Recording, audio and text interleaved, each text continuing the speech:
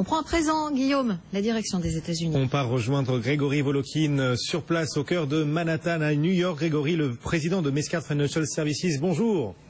Bonjour Guillaume. Alors ça va être dans 24 minutes maintenant l'ouverture des marchés américains, l'ouverture de Wall Street qu'on suivra en direct bien sûr. On va notamment suivre les publications du jour, elles sont encore nombreuses et notamment dans le secteur de la santé, secteur qui a particulièrement souffert. On est donc curieux de savoir comment ces publications se présentent.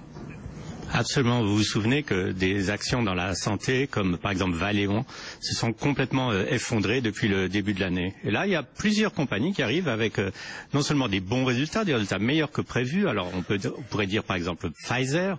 Pfizer, c'est quand même un des géants qui a une hausse des profits de 17%. Dans les produits génériques, on peut parler de Mylan, qui a une hausse des ventes de 16%. Ce qui est intéressant, c'est que ce secteur donc avait été particulièrement influencé maintenant déjà depuis le mois d'août par le discours de Hillary Clinton sur le prix des médicaments et en fait on voit que pour le moment ces compagnies pharmaceutiques n'ont pas été affectées par les discours politiques, elles continuent à avoir du power pricing comme on dit et elles continuent à avoir surtout une belle augmentation des ventes. Les besoins en santé, c'est un secteur qui ne fait que se développer ici. Oui, et ces publications donc finalement plutôt positives malgré la bérésina sur ce secteur depuis le début de l'année. Un autre secteur, une autre thématique qu'on va suivre particulièrement aujourd'hui, ce sont les hedge funds. Les critiques continuent de pleuvoir sur ces hedge funds après les attaques de Warren Buffett. Ça continue aujourd'hui encore. Oui, alors Warren Buffett, j'en parlais hier. Aujourd'hui, il suffit de voir par exemple les résultats de AIG. AIG, c'est une des principales compagnies d'assurance et d'assurance vie.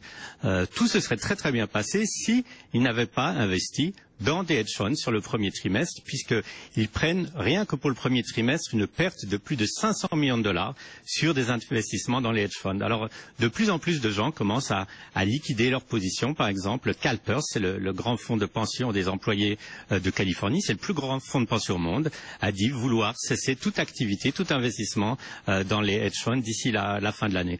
Pourquoi? Tout simplement que les performances des hedge funds ne justifient pas les frais très élevés que ces compagnies chargent.